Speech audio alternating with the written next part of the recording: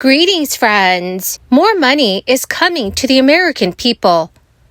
An exact date has been announced for a one-time direct deposit of a bonus payment, and this check will be worth $600 and is set to go out to thousands of eligible Americans.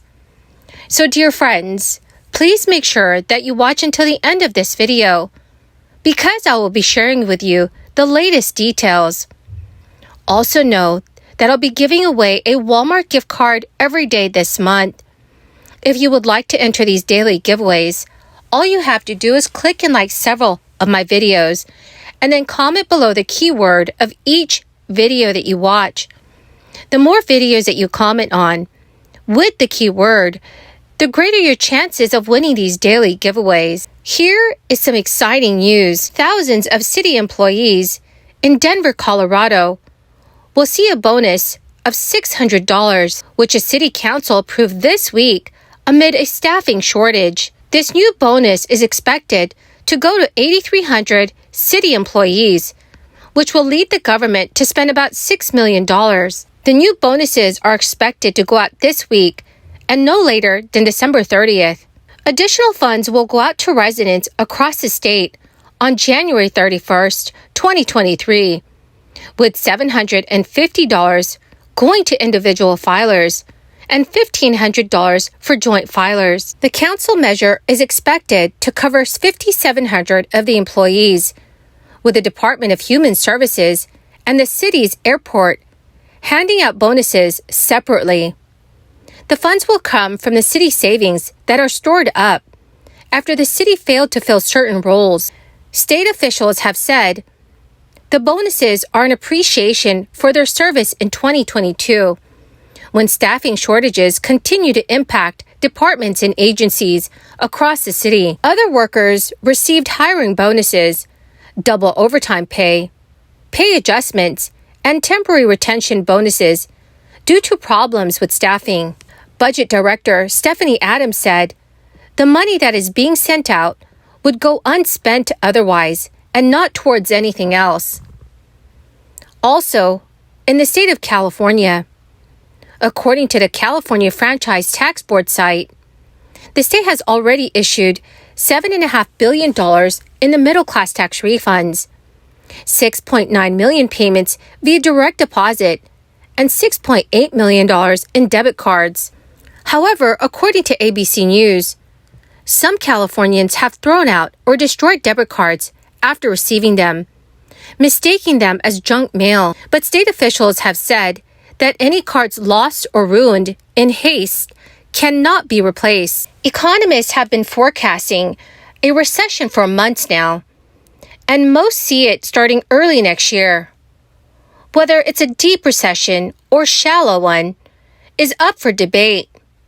But the idea that the economy is going into a period of contraction is pretty much a consensus view among economists. Mark Zandi, chief economist at Moody's Analytics, has recently told CNBC News, when you have high inflation and the Fed is jacking up interest rates to quell inflation, that results in a downturn or recession. When inflation picks up and the Fed responds by pushing up interest rate, the economy ultimately caves under the weight of higher interest rates. The Federal Reserve has a serious battle with inflation. It forecasts additional rate hikes up to 5.1% by early next year, and economists expect it may maintain those high rates just to control inflation. Those higher rates are already taking a toll on the housing market, with home sales down 35.4% from last year, November. That is the 10th month in a row of decline. The 30-year mortgage rate is close to 7%. A recession is considered to be a prolonged economic downturn that broadly affects the economy and typically lasts 2 quarters or more. However, if any factor is severe enough, the National Bureau of Economic Research may declare a recession. For instance, the crisis in 2020 was so sudden and sharp, with wide-reaching impact, that it was determined to be a recession, even though it was very short. The Federal Reserve's latest economic projections show that the economy is growing at a pace of 0.5% in 2023, and it does not forecast a recession. But how long policymakers will be able to hold interest rates at high levels is still unclear, while the potential for recession has been on the horizon for quite a while. The Fed has so far failed to really slow employment and cool the economy through the labor market. But layoff announcements are mounting, and some economists see the potential for declines in employment next year. Well, my magnificent and marvelous dear friends, that is the end of my daily stimulus update video.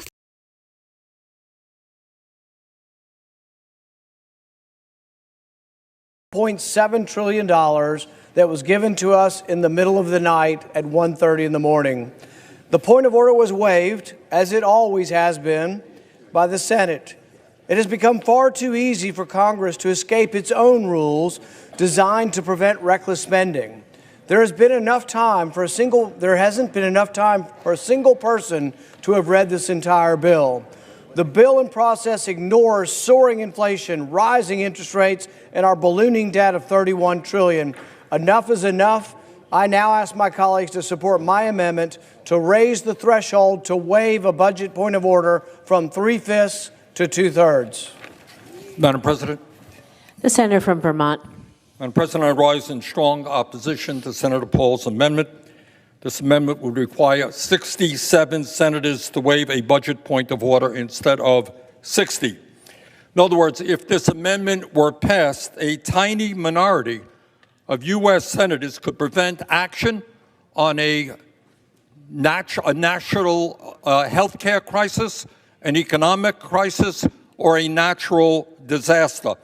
That would put the people of this country, in my view, in a very dangerous position. I urge my colleagues to vote no. To strongly encourage our Senate friends across the hall to oppose this omnibus spending bill and get back to regular order, allow Congress to debate this massive spending bill and to offer amendments on the floor, the way the Founding Fathers designed this body. We just had an election, Mr. Speaker, and the voters overwhelmingly said that the biggest issue to them was inflation. We have inflation because this body has spent too much money. But apparently this body did not get the message from the voters. I'm going to have the honor of being the chairman of the House Oversight Committee in a few weeks. One of the priorities of this committee will be to eliminate waste, fraud, abuse, and mismanagement in the federal government. We have agencies like the NIH, the CDC, the FBI, the FDA, the IRS, and the list goes on and on and on that cannot account for spending of massive amounts of tax dollars, yet this body is going to give all those federal agencies a blank check for another 12 months.